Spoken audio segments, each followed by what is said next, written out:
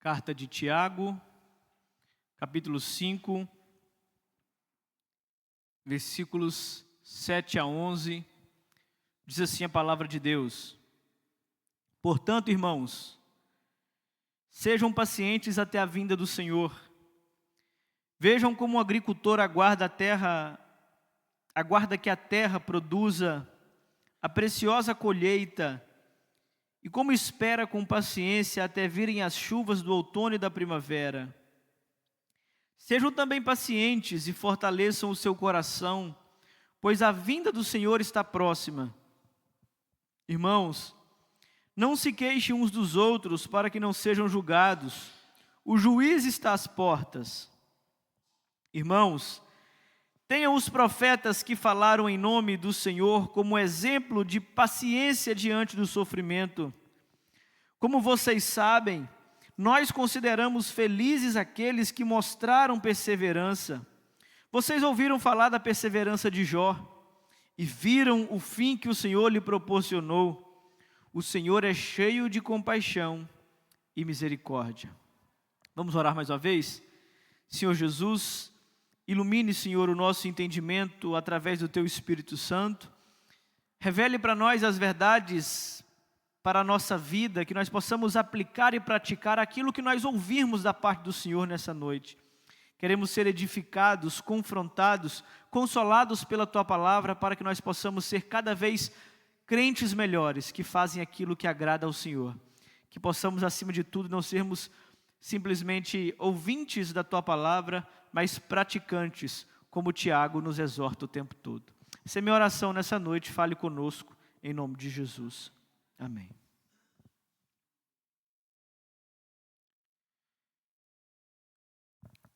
A palavra que abre essa nova sessão de exortações de Tiago é a palavra portanto.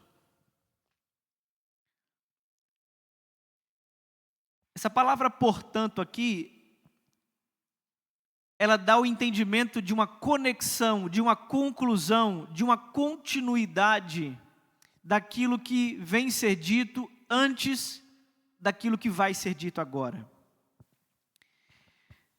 Portanto, versículo 7, mostra para nós que Tiago não está começando um novo assunto isolado, mas ele está concluindo, respondendo, finalizando o problema que ele tratou no domingo passado, versículos 1 a 6.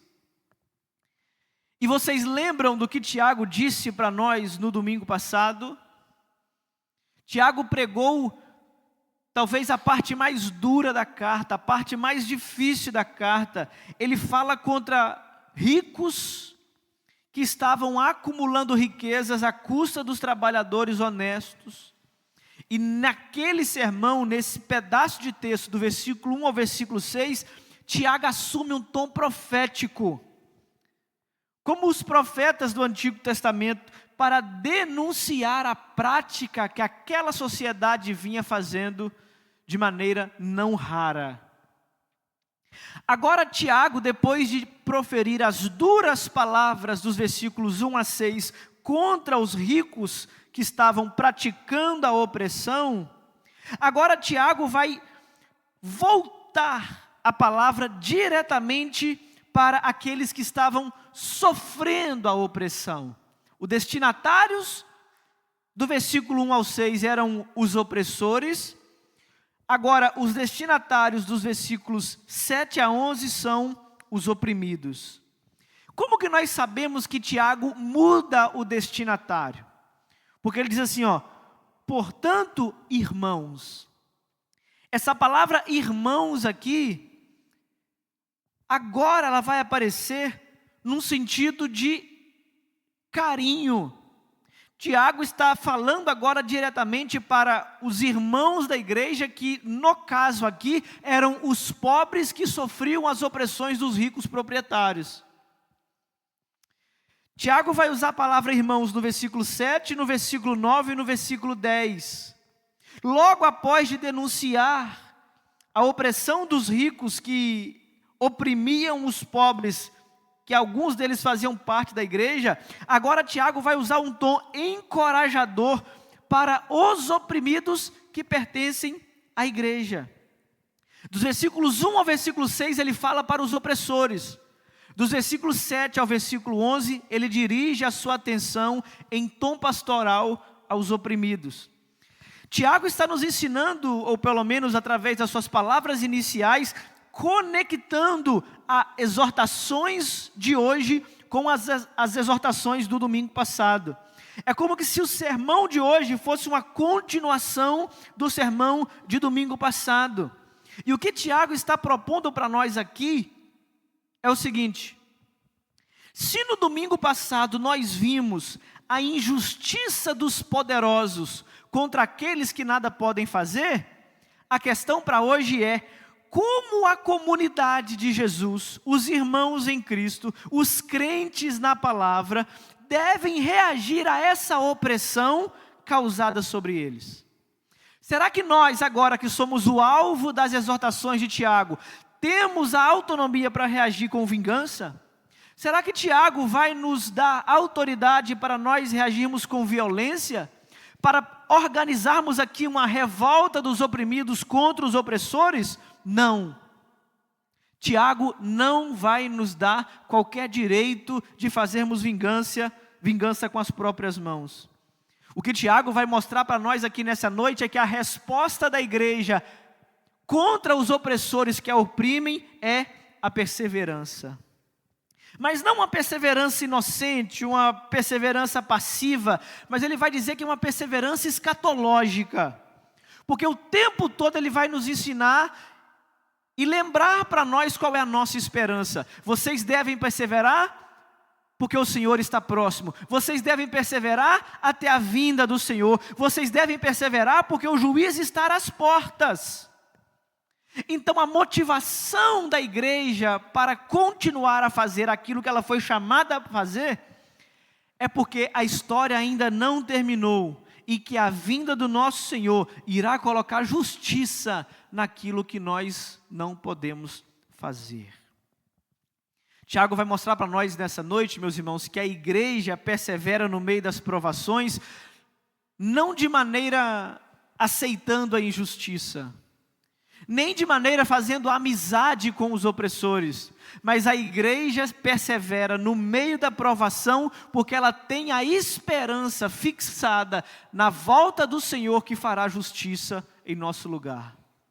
Nós não somos convidados a fazer justiça com as próprias mãos. Nós não somos convidados a armar uma revolta e sermos agora justiceiros de toda forma. Nós somos convidados a perseverarmos. E por isso o título do sermão dessa noite é Sabedoria para Perseverar. Porque no texto de Tiago 5, 7 a 11, ele vai nos conduzir sobre 3 pilares que sustentam a perseverança. No versículo 7 ele vai nos mostrar a paciência do agricultor. No versículo 10 ele vai nos mostrar a obediência dos profetas. E no versículo 11 ele vai nos mostrar a confiança de Jó. Ele vai fazer tudo isso em 2 grandes movimentos. Dos versículos 7 a 9 ele mostra que a igreja deve esperar pela vinda do Senhor. E nos versículos 10 e 11 ele mostra que a igreja deve recordar daqueles que perseveraram antes da gente. Olha o que ele começa dizendo no versículo 7, como nós devemos esperar pela vinda do Senhor. Portanto, irmãos, sejam pacientes até a vinda do Senhor. Essa expressão sejam pacientes aqui, a raiz da palavra vai aparecer pelo menos 4 vezes nesse trecho. No versículo 7 ele vai dizer, sejam pacientes. Depois ele vai dizer, esperando com paciência. No versículo 8 ele vai dizer, sejam vocês também pacientes. E no versículo 10 ele vai trazer a palavra paciência. A ideia aqui de paciência, sejam pacientes até a vinda do Senhor, não é uma paciência genérica, aquela pessoa tranquila, que tem paz de espírito, não é isso. A paciência que Tiago está exigindo aqui dos irmãos, sejam pacientes, é uma paciência de suportar com firmeza. É a firmeza a capacidade de permanecer que nós temos durante a injustiça ou o sofrimento prolongado. Aqueles que têm a paciência de esperar no Senhor são aqueles que, mesmo demorando o tempo da justiça, eles não desistem de esperar com fidelidade.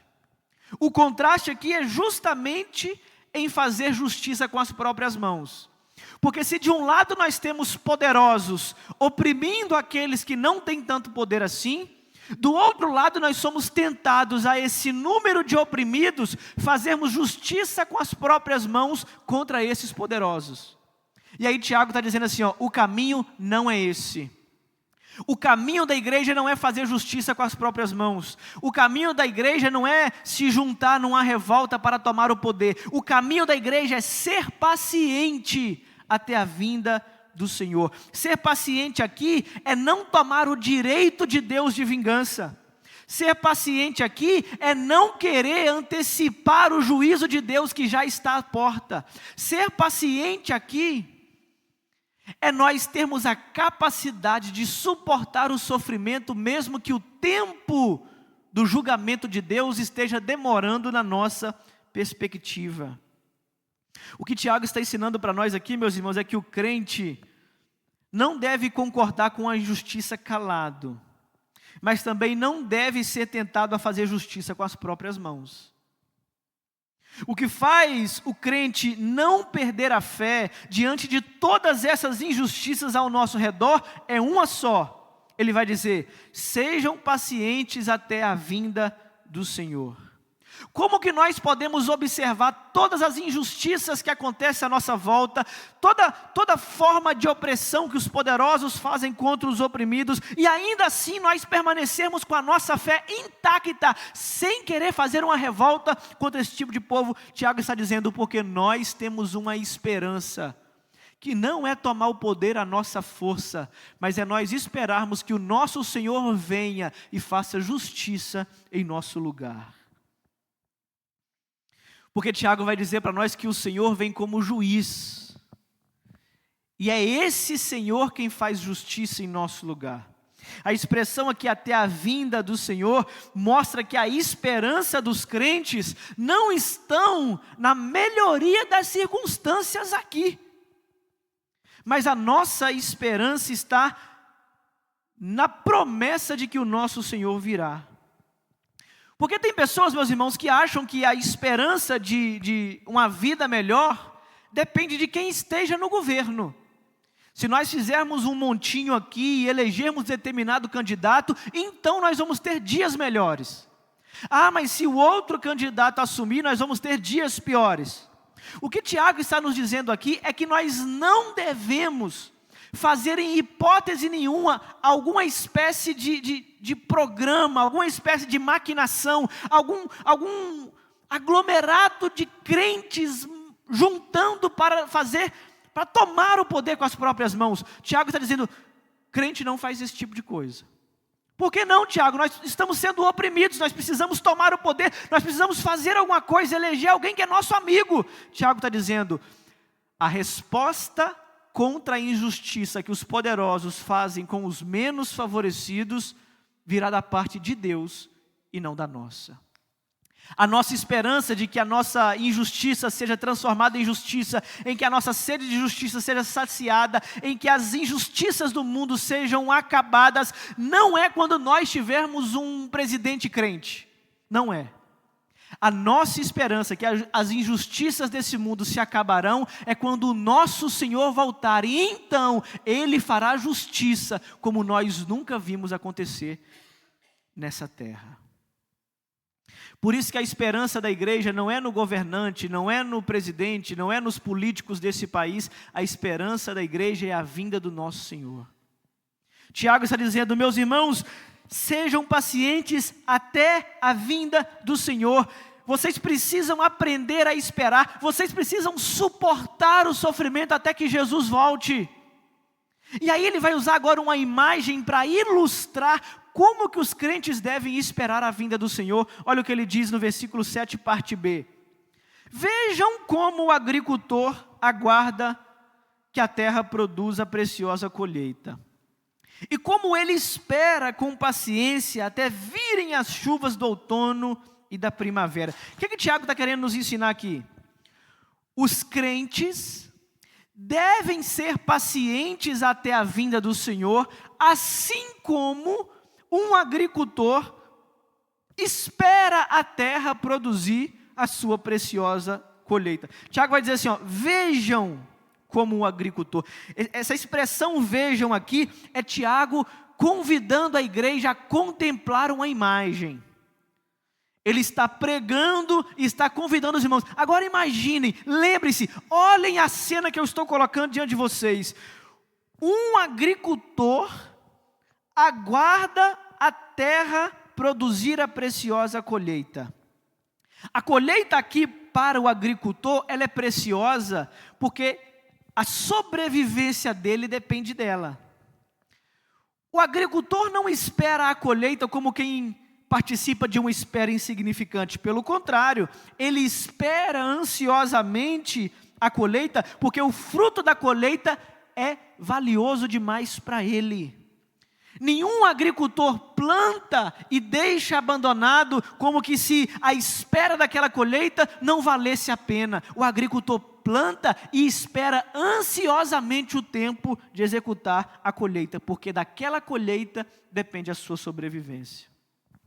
Tiago vai dizer para nós que esse agricultor espera da terra até virem as chuvas de outono e de primavera. Essas duas chuvas aqui, só para você entender, elas descrevem o ciclo agrícola da Palestina. São duas chuvas que acontecem em duas estações. A primeira, no outono, que é a chuva que prepara a terra para o plantio. Nós estamos falando aqui de Palestina, sul da Síria, são lugares áridos, terra dura, chão difícil de plantio. Então a primeira chuva do outono, ela via para amaciar a terra, para dar a possibilidade do agricultor cavar, plantar e cuidar. Só que ele fazia esse trabalho depois da chuva de outono e aguardava uma segunda chuva, que era a chuva da primavera, porque era essa chuva que agora iria regar a semente plantada depois da primeira e produzir o fruto que ele esperava para então colher. A imagem é interessante e riquíssima de detalhes que Tiago está convidando a igreja a olhar. Por quê? Porque quando ele diz que o agricultor trabalha na terra e espera que a chuva ajude a terra a produzir o fruto, ele está mostrando para nós que o agricultor faz a sua parte de trabalhar, ele cava, ele semeia, ele cuida, só que ele não tem o controle sobre a parte da chuva que produz o fruto que ele plantou. Olha como que isso é interessante. O agricultor, ele pode semear, ele pode cuidar, ele pode produzir, trabalhar, mas ele não pode ordenar ao céu que mande chuva para que o trabalho dele venha dar fruto. E com essa ilustração aqui, Tiago quer nos ensinar duas coisas. Primeira, que nós precisamos até a vinda do Senhor nos mantermos em atividade responsável. Nós não podemos deixar de trabalhar porque não temos certeza se a chuva vai chegar. Porque se a chuva chegar e nós não tivermos trabalhado, teremos desperdiçado essa chuva que é tão preciosa. Então nós não temos certeza se a chuva vai chegar. Mas se ela chegar, eu já fiz a minha parte de ter preparado o terreno. Então, a primeira lição que o agricultor nos ensina é que nós precisamos desenvolver a nossa atividade de maneira responsável. Só que há uma segunda lição que Tiago também nos ensina, é que não basta simplesmente trabalhar de maneira responsável, é preciso depender de maneira humilde. Porque por mais que nós façamos a nossa parte, há uma parte do universo, do sistema, das coisas do mundo que nós não controlamos. Não tem como, meus irmãos, nós fazermos a dança da chuva para que a água caia do céu e regue o plantio que foi feito. O agricultor também não tinha como fazer isso. Então o que o agricultor faz? Faz a parte dele. Mas o que ele também confia? De que a chuva fará a parte dela, para que a parte dele não venha a ser desperdiçada, nem a chuva quando cair venha a ser desperdiçada. O trabalhador pode trabalhar o período todo, ele pode limpar a terra, semear a semente, cuidar para o bicho não comer, mas se a chuva não fizer a parte dela, não existe colheita. O que Tiago quer nos ensinar aqui é que nós devemos fazer a nossa parte até a vinda do Senhor. Mesmo quando nós achamos que essa vinda está demorando demais. Porque quando nós encorajamos os crentes e dizemos, olha meu irmão, aguente essa situação mais um pouquinho, meu irmão, persevere mais um pouco até que o Senhor venha, meu irmão, não abandone a fé agora, porque nós estamos mais próximos da vinda do Senhor do que quando nós começamos. E algumas pessoas podem responder assim, mas Jesus está voltando desde quando eu nasci. Isso não deveria ser desculpa para você parar de perseverar, deveria ser um alerta de que agora Ele está mais próximo do que quando você começou. Tiago está dizendo, assim como, meus irmãos, o agricultor olha a colheita no futuro e começa a cavar buraco no chão e semear a semente, nós também devemos ter a volta do Senhor no futuro e não desistirmos do nosso trabalho enquanto Ele não volta. Porque assim como a colheita é o horizonte para o agricultor, a vinda do Senhor é o horizonte para a igreja. O agricultor imagina a chuva vindo no outono e na primavera, por isso ele vai para o campo trabalhar. A igreja deveria entender que a vinda do Senhor é uma promessa real e por isso não deveria desistir de perseverar. Ele vai dizer assim no versículo 8, sejam também pacientes e fortaleçam o coração, pois a vinda do Senhor está próxima. Esse sejam também aqui é continuação do versículo 7. Sejam também o quê? Sejam também como o agricultor. Assim como o agricultor trabalha agora, sem ter a certeza de que a chuva virá, mas ele trabalha esperando que a chuva venha para produzir a colheita, nós, como igreja, também devemos perseverar, esperando que a vinda do Senhor aconteça, porque diferente do agricultor que não sabe se vai ter chuva, nós temos certeza de que a promessa que Jesus voltará não falhará, então nós deveríamos trabalhar mais do que o agricultor que espera a colheita. O que Tiago está nos ensinando aqui é, vocês têm que olhar para o agricultor e ver no agricultor um exemplo pela qual vocês devem esperar. Vocês devem esperar a vinda do Senhor, vocês devem esperar que o Senhor está próximo, mas vocês precisam esperar como quem sabe que aquela espera vai acontecer. Porque o agricultor planta, o agricultor cuida, o agricultor trabalha, esperando uma colheita, confiando de que a chuva virá. Assim também vocês, quando estiverem cansados, desanimados ou quase esmorecendo, vocês precisam lembrar o tempo todo que a vinda do Senhor está próxima, e isso deveria ser motivo de esperança para nós não cansarmos de esperar.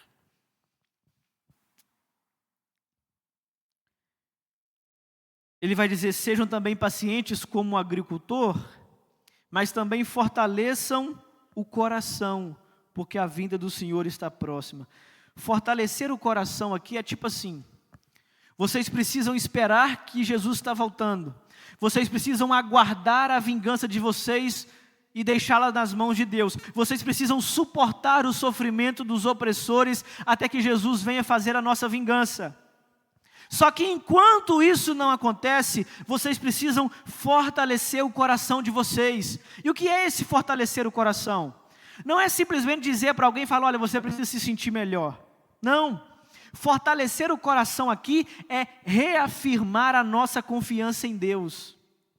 Fortalecer o coração é se recusar a abandonar a fidelidade mesmo quando o tempo parece estar demorando, é não permitir que a demora da vinda do Senhor desorganize a nossa alma. Tiago está dizendo, enquanto vocês esperam, fortaleçam também o coração. Olha que interessante, Não é enquanto vocês esperam, os problemas se tornam mais fáceis. É enquanto vocês esperam, o coração se torna mais forte. A dificuldade não diminui. A provação não fica mais leve, mas nós ficamos mais resistentes. Nós somos mais fortalecidos, nós vamos criando casca. A resiliência vai causando em nós uma capacidade de suportar que antes nós não tínhamos. Não é que os problemas ficaram menores, não é que as dificuldades estão cada vez mais fáceis, não é que o sofrimento parou de produzir dor em nós sentimos dores, mas nós temos mais capacidade de suportar, porque estamos sendo fortalecidos enquanto esperamos.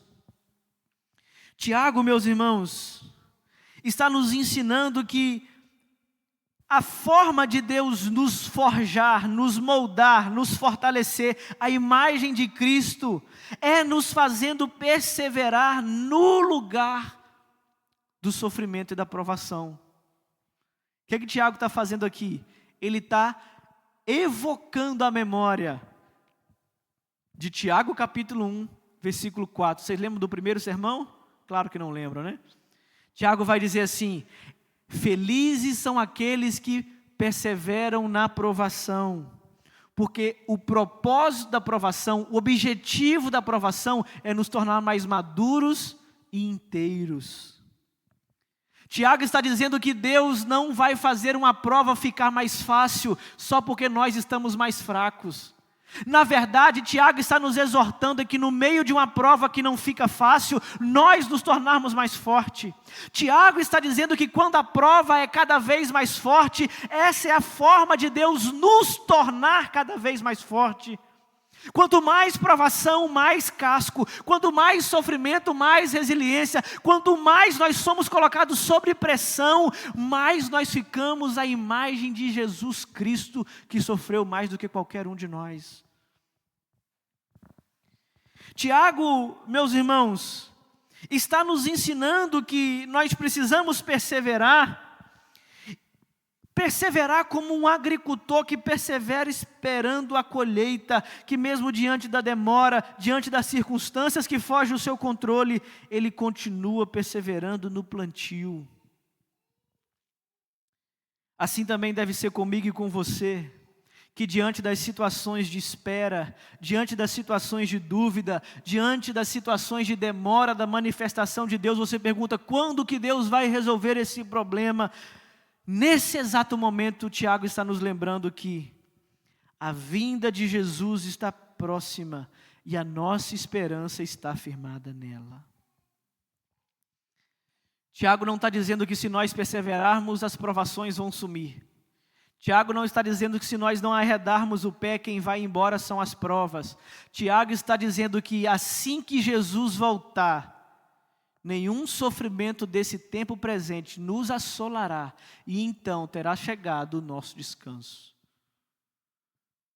Nós somos fortalecidos na prova, nós somos edificados na prova, nós somos forjados na prova, nós somos purificados na prova. Versículo 9, ele vai dizer assim: irmãos, não se queixem uns dos outros para que não sejam julgados. O juiz está às portas de vocês. Olha o que Tiago está narrando para nós aqui. De um lado, a pressão dos ricos poderosos contra os pobres da igreja que não tinham todo o poder. Mas essa pressão que acontecia de maneira externa era capaz de produzir uma tensão interna em que entre os irmãos estavam um acusando ao outro. Olha isso aqui, irmãos. A pressão que vem do lado de fora é uma tentação de nós começarmos a culparmos e julgarmos uns aos outros do lado de dentro. Ele vai dizer: olha, não se queixem uns dos outros. Por causa do sofrimento externo, nós começamos a fazer os nossos irmãos a sofrerem do lado de dentro. Não se queixem uns dos outros, não permita que a ferida que te fizeram lá fora transforme também em você num feridor do seu irmão que está ao seu lado. Não queixe-se um dos outros, parem de transformar aquilo que fizeram em você naquilo que você tem a oportunidade de fazer com o outro, porque você pode muito bem ser oprimido lá fora, mas aqui dentro querer ser o opressor. Porque você sofreu no trabalho, e em casa você quer provocar sofrimento. Porque você sofreu na escola, agora com o irmão mais novo você quer provocar sofrimento. Porque o seu patrão fez alguma coisa com você lá, agora você quer descontar no seu irmão dentro da igreja. Tiago está dizendo, não se queixem uns dos outros. Porque a dor que nós sofremos de maneira externa, não nos dá permissão para nós produzirmos dor para os nossos irmãos de maneira interna. Não é porque nós sofremos na vida que nós temos licença para sermos cruéis com as pessoas. Não permita que o mal que fizeram a você te transforme no mal que fizeram a você. Tiago, meus irmãos, está nos lembrando que a perseverança também é demonstrada pela maneira como nós tratamos os irmãos, mesmo durante o nosso sofrimento. Tem gente que usa o sofrimento como licença para dar patada em todo mundo.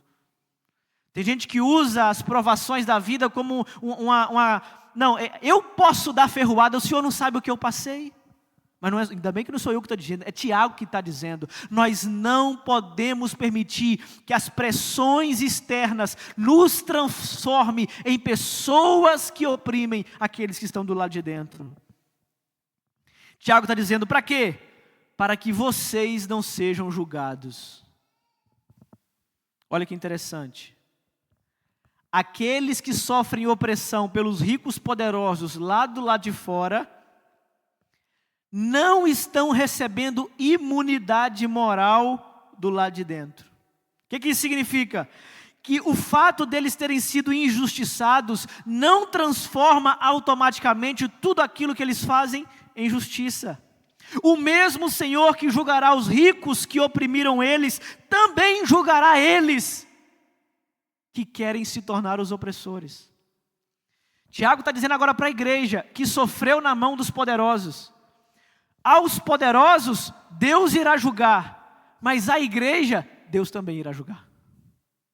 Não é porque vocês sofreram que vocês estão isentos do tribunal. Não é porque vocês foram oprimidos que vocês têm licença para pecar. Não é porque te fizeram mal que vocês não serão responsáveis também pelos seus atos. O mesmo Deus que julga o rico, julga o pobre.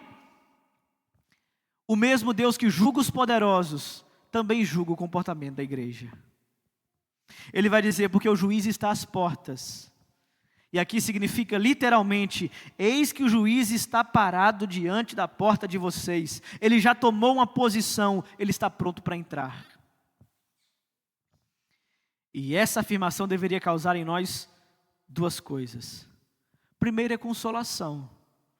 Porque a injustiça que está acontecendo diante dos nossos olhos, a injustiça que a maioria das vezes a gente sofre na pele, a injustiça que nos causa revolta quando ela é acontecida, ela não ficará sem resposta para sempre. Tiago está dizendo que o juiz está à porta, pronto para executar a sua justiça em nosso lugar. E a afirmação de que o juiz está na porta primeiro deveria nos trazer consolação. Nós não somos chamados a fazer justiça com as próprias mãos, mas Deus virá fazer justiça em nosso lugar. Nós também não somos chamados a querermos provocar uma revolta e tomarmos o poder e agora os oprimidos serem os opressores. Não, é Deus que pertence à vingança. Mas em segundo lugar, se nós somos consolados com a ideia do juiz à porta, nós também deveríamos ser advertidos. Porque aqueles que esperam pelo julgamento dos outros, não pode se esquecer que eles também prestarão contas diante desse julgamento. O Cristo que vem para libertar os oprimidos, também é o Cristo que vem para julgá-los. Jesus, meus irmãos, virá para aplicar justiça no mundo que não conheceu justiça. Mas nós que sofremos injustiças, também estaremos diante do tribunal para prestarmos conta daquilo que nós fizemos com a injustiça que fizeram a nós. Porque nós não podemos nos tornar injustos como injustos foram aqueles que fizeram injustiça com a gente. Tem gente que só está esperando a oportunidade de dar o troco, não importa quem, sobre aquilo que fizeram a ele. Tomei um prejuízo, não vejo a hora de tirar tem até essa expressão, né? Agora eu vou tirar o prejuízo às custas de alguém. Então você foi lesado em determinada negociação, você começa a maquinar, a planejar como que você vai tirar esse prejuízo dando pernada em outra pessoa. Fizeram uma injustiça contra você, você está cheio de vontade no coração de fazer essa mesma injustiça com outra pessoa, porque você acha que nas contas você estará quite, você estará igual, você não será julgado por isso, mas Tiago está dizendo, você não tem autoridade para fazer com o outro a injustiça que fizeram com você. O mesmo Deus que virá julgar aquele que fez a injustiça contra você, julgará você que quer fazer a injustiça que fizeram com você contra outra pessoa que não tem nada a ver. Isso deveria, meus irmãos, não só nos fazer esperar a vinda do Senhor, mas agora no versículo 10, Tiago vai nos chamar a recordar aqueles que perseveraram e servem de exemplo para nós. Olha o que ele diz no versículo 10. Irmãos, tenham os profetas que falaram em nome do Senhor como exemplo de paciência diante do sofrimento. Se em primeiro lugar Tiago usa a imagem do agricultor para nos ensinar paciência diante da espera pela vinda do Senhor, agora ele vai nos levar à memória das Escrituras, mostrando os profetas como exemplo para nós. Tenham os profetas como exemplo. Perceba que o exemplo dos profetas aqui não são simplesmente o fato deles sofrerem. O sofrimento isoladamente não é uma virtude. Tem gente que sofre a vida toda e não aprende. O sofrimento por si só não é um exemplo. Pessoas que sofrem e não aprendem com o sofrimento não são exemplo. Tiago está dizendo, tenham os profetas como exemplo. Por quê? Porque esperaram com paciência diante do sofrimento. É diferente. Os profetas são exemplos não porque sofreram. Sofrer todo mundo sofre. O sofrimento não olha raça, não olha cor, não olha status financeiro, não olha poder na sociedade. O sofrimento vem para todo mundo. Pastor, o senhor não sabe o que eu sofri? Sei, você sofreu, eu também sofri. Todos nós sofremos. Se todo mundo tiver aqui a oportunidade de contar a sua história, tem capítulos de sofrimento. Sofrer não torna ninguém exemplo de nada. Como nós reagimos ao sofrimento é que separa aqueles que sabem sofrer daqueles que nunca aprendem a sofrer. Os profetas esperaram com paciência diante do sofrimento. Eles são exemplos porque permaneceram fiéis enquanto sofriam. Eles perseveraram no meio do sofrimento. Mas qual sofrimento que é esse que eles sofreram e perseveraram com paciência? Tiago vai dizer, porque eles falaram em nome do Senhor. O sofrimento aqui não é porque o namorado terminou comigo, porque a mãe colocou de castigo, ou porque o seu celular novo quebrou. O sofrimento aqui está relacionado à fidelidade dos profetas, à missão de Deus. Nenhum profeta aqui está sofrendo porque abandonou o chamado. Há uma diferença entre sofrer por amor a Jesus e sofrer por causa de uma negação a Jesus. Porque nós sofremos pelas duas coisas. Tem pessoas que começam a caminhar com Jesus e percebem que não é a mil maravilha que ela imaginava, então ela abandona Jesus. Quando ela abandona Jesus, ela começa a sofrer. E nesse sofrimento, ela volta para Jesus, porque sem Jesus ela viu que não dá para ficar, e sem Jesus também tem sofrimento. Só que quando ela vem para Jesus, também tem sofrimento. Nós temos o sofrimento de seguir a Jesus, E temos o sofrimento de não seguir a Jesus. Não tem a opção de não sofrer. O que separa aqueles que se tornam exemplo é como eles decidem sofrer. Como eles reagem ao sofrimento. Qual é a motivação do seu sofrimento? Os profetas sofriam porque obedeciam. A verdade que eles carregavam lhe custava oposição. Eles eram sinceros, eles eram fiéis, eles eram profetas. E ao ser obediente à missão a qual Deus lhe deu, isso lhe causava sofrimento. Tem gente que acha que é só vir para Jesus e parar de sofrer. Mas há um tipo de sofrimento que nós só sofremos porque estamos em Jesus. Se você estivesse no mundo, talvez não sofreria esse tipo de sofrimento. Sofreria outro tipo de sofrimento. Mas há sofrimentos que nós só sofremos porque somos fiéis a Jesus. E nesse sofrimento de fidelidade, nesse sofrimento de seguir a Jesus, por causa desse sofrimento de não negar a fé, é que nós somos tornados exemplos quando nós perseveramos mesmo diante do sofrimento. Tem pessoas que perdem tudo por causa de Jesus, mas não deixam Jesus. Tem pessoas que são ameaçadas para largarem Jesus, mas não largam Jesus. Tem pessoas que perdem sua própria vida em nome de Jesus, mas ganham tudo, porque já obtiveram Jesus. Se você nega a Jesus, você não perde a vida, mas você perdeu tudo que realmente importava. Não, eu sobrevivi. Não, eu neguei aqui só para mim não morrer. Tá, você ganhou mais alguns anos de vida, mas você perdeu tudo que tinha pela frente na eternidade. Em nome do sofrimento, ela quis paz instantânea. Em nome da paz instantânea, ela adquiriu um sofrimento eterno. Vejam os profetas como exemplo e como eles suportaram com paciência diante do sofrimento.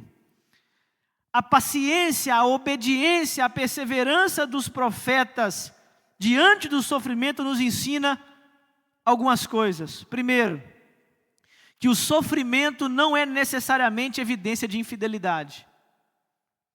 Está sofrendo porque tem pecado. Está sofrendo porque não está no centro da vontade de Deus. Está sofrendo porque não consultou Deus para tomar determinada decisão. Nem sempre é assim. Às vezes nós estamos sofrendo porque estamos no centro da vontade de Deus. Às vezes nós estamos sofrendo porque nós não negociamos a nossa fidelidade. Nós não abraçamos o pecado. Por causa da nossa fidelidade é que nós estamos sofrendo. Mas em segundo lugar, nem toda oposição significa que Deus nos abandonou. No caso dos profetas, a oposição é porque Deus estava com eles mesmo. Não abriram mão de Deus, não saíram do lado de Deus, foram fiéis ao chamado de Deus e isso lhe custou a inimizade com o mundo. Quando nós assumimos o nosso papel profético de igreja, de denunciar as injustiças que o mundo faz, não tem meio termo. Nós vamos consolar os oprimidos, mas vamos também contra os opressores. Não tem meio termo no Evangelho. O Evangelho tem essa dupla consequência. Ele salva aqueles que reconhecem que precisam de salvação, mas ele também endurece aqueles que acham que não precisam de salvação. A mesma palavra, o mesmo Jesus, o mesmo sermão, a mesma pregação é capaz de atrair aqueles que estão aflitos, mas é também capaz de afligir aqueles que estão consolados demais. Isso é o Evangelho. Os profetas foram vítimas de sofrimento por causa do chamado que eles carregavam. E o sofrimento do cristão, na maioria das vezes, vem quando ele está em posição de fidelidade. Pastor, tem um bom tempo que eu não sofro. Tem um bom tempo que eu não passo por prova. Tem um bom tempo que nada de ruim acontece comigo. Cuidado. Talvez você possa estar na exata posição que o diabo quer que você esteja. Se ele não se levanta contra você, se ele não arma nada contra você, se ele não faz nenhuma oposição, nenhum barulho, não sacode a moita enquanto você passa, pode ser que ele esteja muito confortável com a posição em que você está. Se você quer ver começar o sofrimento, você quer ver começar a perseguição, você quer ver a oposição espiritual se levantar contra você, quando você começar a dar trabalho para o reino dele. Quando você começar a orar como não orava antes, quando você começar a meditar nas escrituras como não meditava antes, quando você começar a discipular, fazer a vontade dele como você não fazia antes, não é que os sofrimentos vão acabar, os sofrimentos vão aumentar. E talvez seja por isso que muitos não querem se aproximar. Tiago está nos ensinando, meus irmãos, aquilo que eu li para vocês na leitura inicial. Jesus dizendo no Sermão do Monte: bem-aventurados serão vocês, quando por minha causa os insultarem, os perseguirem, os levantarem todo tipo de calúnia contra vocês, então vocês devem se alegrar. Regozijem-se, porque grande é a recompensa de vocês nos céus, porque da mesma forma que perseguiram vocês, perseguiram também os profetas que viveram antes de vocês. Jesus está dizendo, meus irmãos, que há uma bem-aventurança em sofrer na posição da fidelidade. Há uma bem-aventurança em nós não arredarmos o pé quando a oposição se levanta contra nós. Há uma bem-aventurança de nós suportarmos o sofrimento em nome de Jesus e não trocarmos ele por nada. E aí Tiago, em concordância com Jesus, vai dizer no versículo 11: como vocês sabem, nós consideramos felizes aqueles que mostraram perseverança. Como vocês sabem por quê? Por que Tiago está dizendo que os irmãos sabem que felizes são aqueles que demonstram perseverança? Porque ele já disse para nós, no terceiro sermão, lá no capítulo 1, versículo 12, ele diz: feliz é o homem que persevera na provação. No momento da angústia, no momento da dor, no momento do sofrimento, Tiago está nos ensinando a olhar retrospectivamente para os servos de Deus e chamá-los de felizes.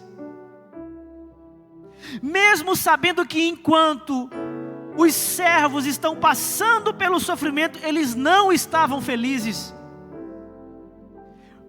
Mas felizes são aqueles que durante o sofrimento demonstraram perseverança. Felizes aqui é a mesma palavra de bem-aventurado. Tiago está mostrando para nós, meus irmãos, que felizes são aqueles que perseveram na provação, que não desistem na provação, que não param do meio do caminho. E aqui ele está nos ensinando uma diferença entre a aparência presente e o veredito final. A Bíblia chama de bem-aventurado aquele que às vezes o mundo chama de derrotado. Porque Tiago está dizendo: olha para os profetas, olhem para os servos de Deus do passado, eles são bem-aventurados porque perseveraram na provação. Agora pergunte para eles, no meio da provação, se eles estavam se sentindo felizes. Claro que não. Mas Tiago está nos ensinando que o veredito do mundo é um pobre coitado, é alguém que está sofrendo, é alguém que a vida está lhe punindo. O mundo olha para alguém e diz que ele é um maltrapilho, mas Deus olha para aquela pessoa perseverando no meio do sofrimento e diz: ele não é um maltrapilho, ele não é uma pessoa que não foi alcançado pela graça. Ele é alguém bem-aventurado porque persevera enquanto sofre. Mesmo durante a provação que nós não sentimos felicidade, mesmo durante a provação nós não conseguimos ver essa bem-aventurança, Tiago está nos ensinando a olhar para trás e ver que aqueles que passaram durante a prova, hoje podem ser chamados de bem-aventurado. Porque mais importante é o veredito final de Deus dizendo: esse é bem-aventurado, do que a aparência presente do mundo que olha para alguém e diz: esse é um pobre coitado. Quantas pessoas nós já conhecemos, crentes, fiéis a Deus, enfrentando doenças em estágios terminais. O mundo olha para a pessoa e diz: coitado, serviu a Deus a vida toda, vai terminar a vida desse jeito. As pessoas olham e veem como se fosse um pobrezinho, um pobre coitado. Sabe como Deus vê esse tipo de gente?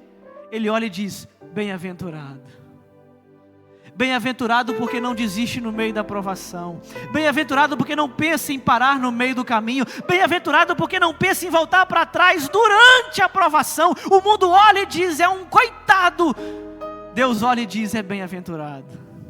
Felizes são aqueles que demonstraram perseverança durante a provação.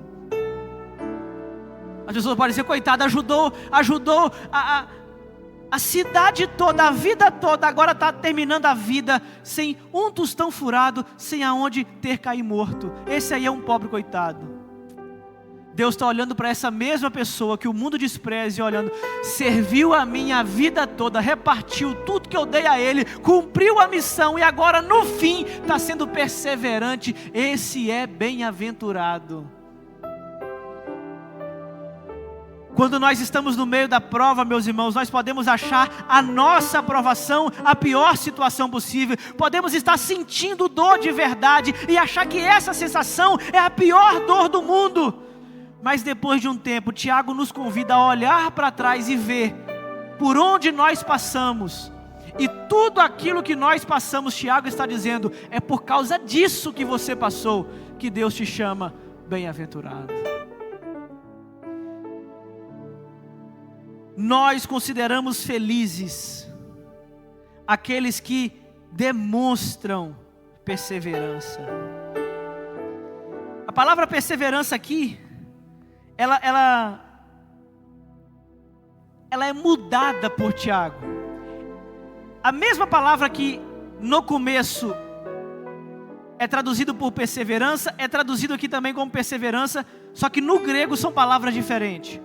No versículo 7 a 10, a palavra perseverança é a palavra de espera, paciência. Só que no versículo 11, a palavra perseverança é a palavra de permanência, de suportar. É literalmente alguém que é capaz de permanecer debaixo de determinada pressão sem abandonar a posição. E Tiago vai usar as duas palavras de maneira complementar. A igreja persevera quando ela espera de maneira paciente, como um agricultor que espera pela colheita, mas a igreja também persevera quando ela permanece firme, permanecendo de pé, mesmo sob o peso da aflição. Isso é perseverança bíblica. Perseverança bíblica não é simplesmente esperar por algo que ainda não chegou. Mas perseverar biblicamente é decidir não abandonar Deus quando nós esperamos o tempo e ainda esperamos carregando o peso. Isso é perseverança. E aí Tiago vai usar o último exemplo, eu já estou encerrando. Ele vai dizer assim, versículo 11, parte B. Ele diz assim, vocês ouviram falar sobre a perseverança de Jó. Até o versículo 10, a perseverança foi conectada à paciência.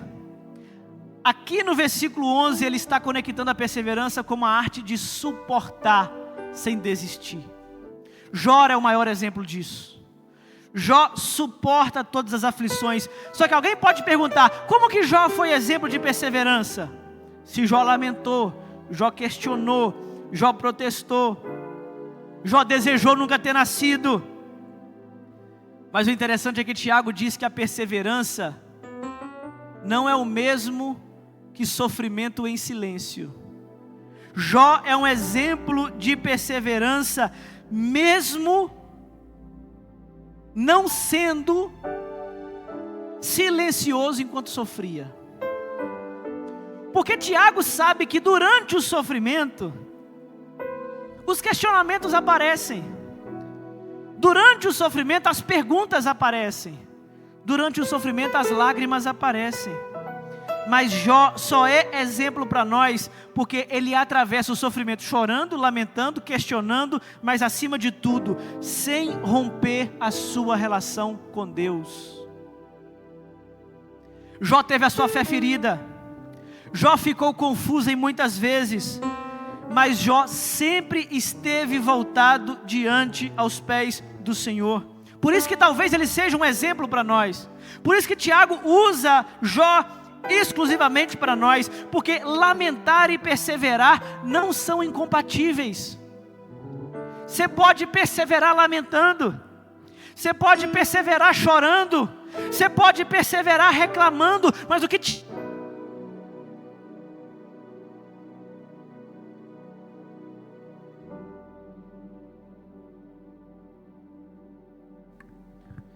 Tiago, meus irmãos, está nos ensinando aqui é que é possível nós permanecermos fiéis, mesmo quando nós estamos lamentando. Porque o problema não é lamentar, o problema é para quem nós levamos o nosso lamento.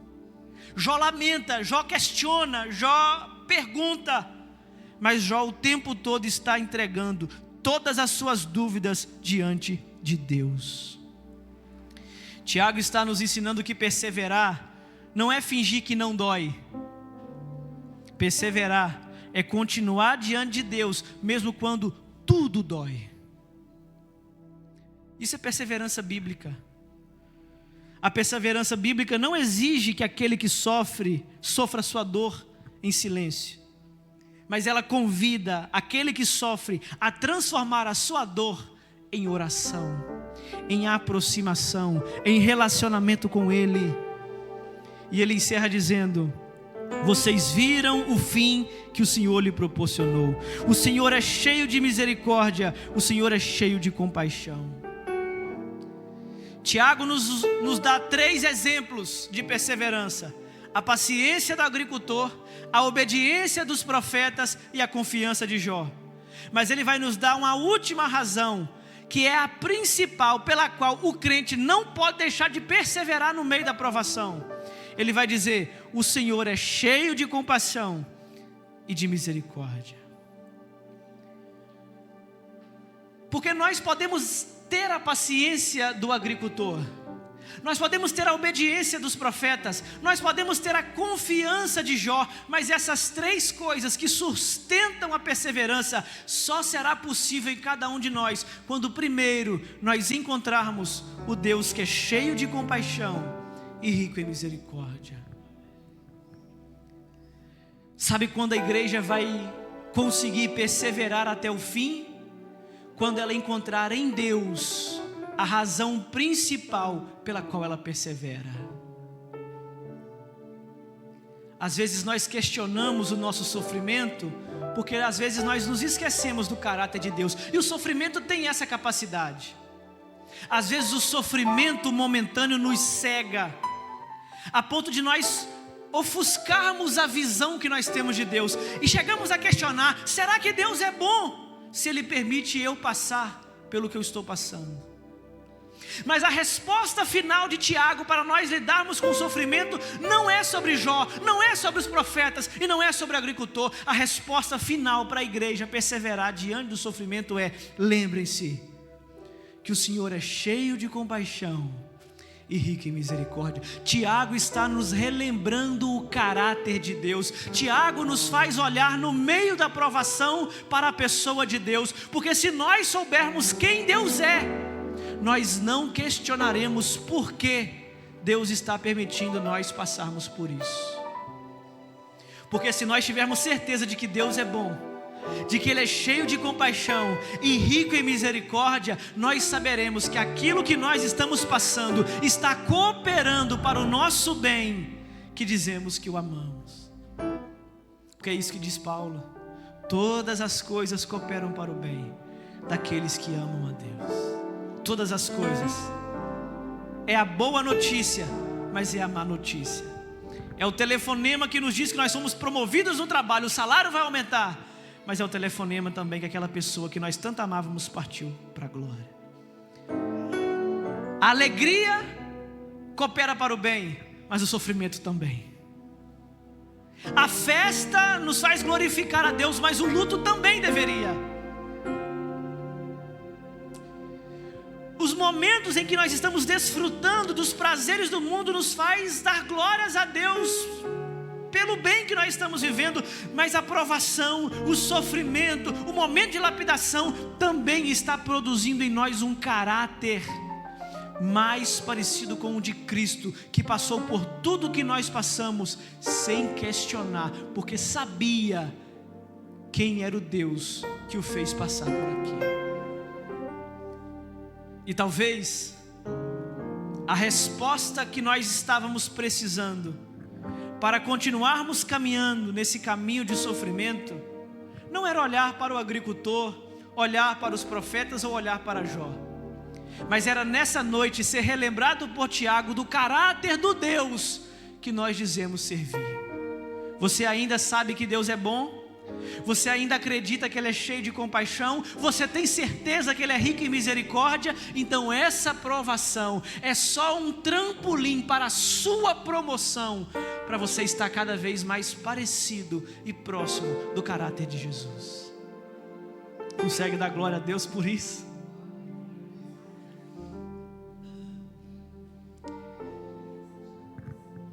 Que nessa noite, meus irmãos, nós possamos não só relembrar, mas reconhecer os atributos de Deus, porque ter certeza de quem Deus é a única coisa, a principal coisa que nos fará não desistir quando o sofrimento vier. Porque nós até podemos ter a paciência do agricultor, a obediência dos profetas e a confiança de Jó, mas nós só teremos essas três coisas juntas se, em primeiro lugar, nós perseverarmos com a certeza de que o Senhor é cheio de compaixão, rico em misericórdia e de que Ele é bom. Que assim seja a nossa jornada até o dia da vinda do Senhor. Porque antes de entendermos tudo que nós passamos, nós precisamos confiar no Deus que está fazendo nós passar pelo que passamos. E se nós sabemos quem é o Deus que faz a gente passar pelo que nós passamos, então nós confiamos, porque a gente sabe que Ele sabe o que está fazendo.